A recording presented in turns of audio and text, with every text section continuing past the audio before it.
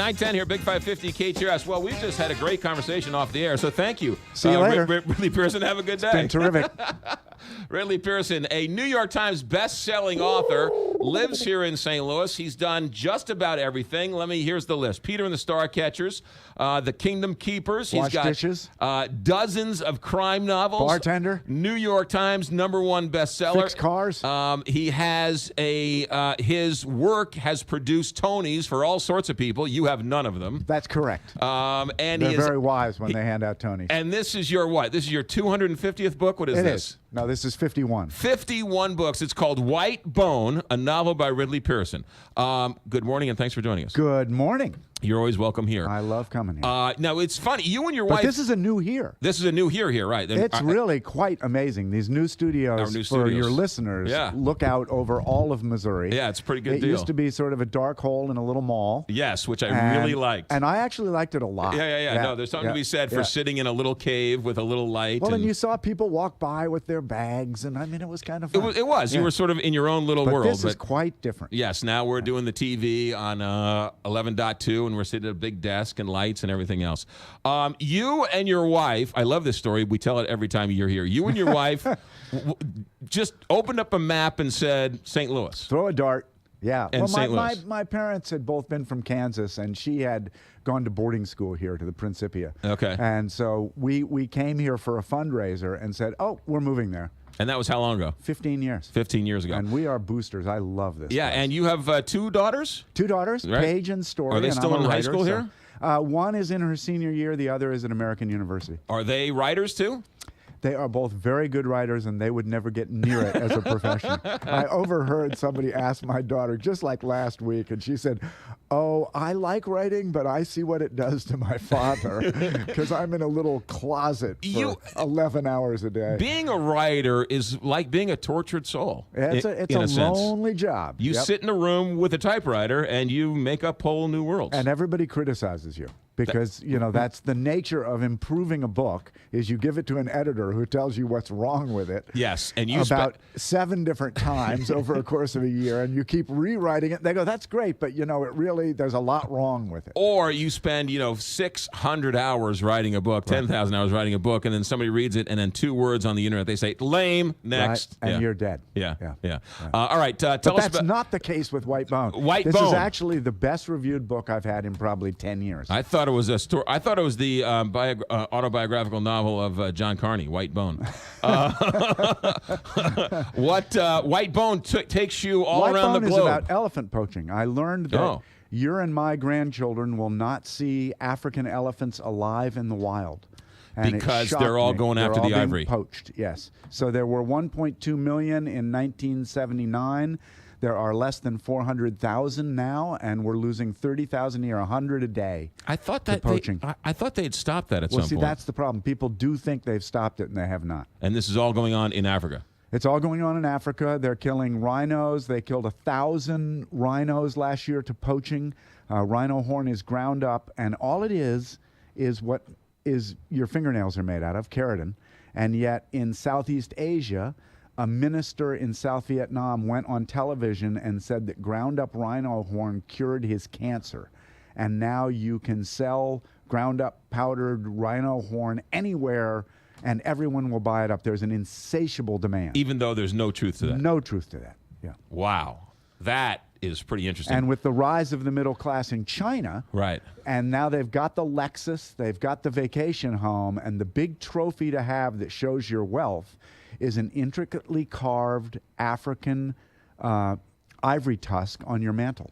Even though they know that they take the tusks and leave the rest of the elephant there to rot. They take them with chainsaws. It's the most ugly thing you've ever seen. Wow. But if you go onto a site like biglife.org, right, which is an amazing organization trying to stop all this, you'll see some beautiful wildlife photos. A guy named Nick Brandt started Big Life. And they, along with 100 other groups trying to stop the poaching, but they have 250 rangers, they have jeeps, they have digital radios that can't be hacked so the poachers don't know where they are. Right. And they've begun to stop the poaching in a 4 million acre area. So, I mean, it can be stopped, but it needs some of our support. Is the African nations trying to help? Very much. Yeah, Yeah. I think they know that, they're called the Big Five for the tourists coming to safari. You lose the elephants and you've lost the icon of Africa. And so that then all the tourists dry Yeah, up. right. The billions in tourism will slow down, Right. I think. So Yeah. they're very aware of it. I wish I'm not sure they care about the animals as much as we. Right. But who cares the reason why? They're yeah. They're At on the least side they of good. are on the side of good. You're known as a crime novelist. You've gone to Scotland Yard and have gone through forensic studies and all of that stuff. What did you have to do for White Bone? I went to Kenya and spent a little over 3 weeks there. I interviewed 25 people. I traveled all over the country. It's sort of in a good and a bad way. When I was 5 days into it, I was in Nairobi, and there was a terrorist market bombing that killed 12 people and injured 70. And there's a lot to believe that the money from the elephant poaching is going to fund terrorism, at least some of it. And that was the idea behind White Bone. Wow. So that's what I'm going to talk tomorrow at Frontenac Library at 7 p.m. Okay, so you've got a book signing and a book reading tomorrow. St. Louis County Library. St. Louis County Library at Frontenac. 7 o'clock, book signing, book reading. Those are great. I've emceed some of those. I'm going to make a PowerPoint of the photographs. I took like 3,000 photographs when I was there. Those are great. Those I won't do all 3,000. I promise to keep it to about 15. This is what I did on my summer vacation. Yeah. Look at these terrible photos. This is a 9-hour talk. Look at me from a different angle. 7 o'clock, St. Louis County Library, book signing, book reading. The book is White Bone. Did you also go to Amsterdam too along the way? I did. This? I went to Amsterdam for the second. They're carryover characters from The Risk Agent. Okay. John Knox, who's a private contractor, and Grace Chu, who's a forensics accountant. And the Grace Chu thread in White Bone actually came out of one of these 4 or 5 days I spent at a lodge up there. I was going out with a Maasai guide, and I said, I'm an Eagle Scout. I've spent a lot of time in the wild. How long would I make it in the bush? And he said, I'm sorry to tell you, sir, you wouldn't make it overnight.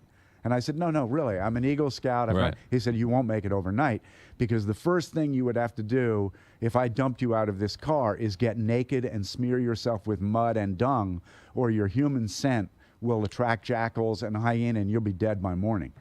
And I said, okay, I'm going to have one of my characters do this. So in the novel, Grace Chu's thread, which is half the novel, you're with Grace. She's been dumped off a truck into the wild. She knows she probably can't make it 24 hours, but she has spent a few days with Oli, the same guy I did. Right. And she goes through what I learned for these 4 days of how to survive in the wild.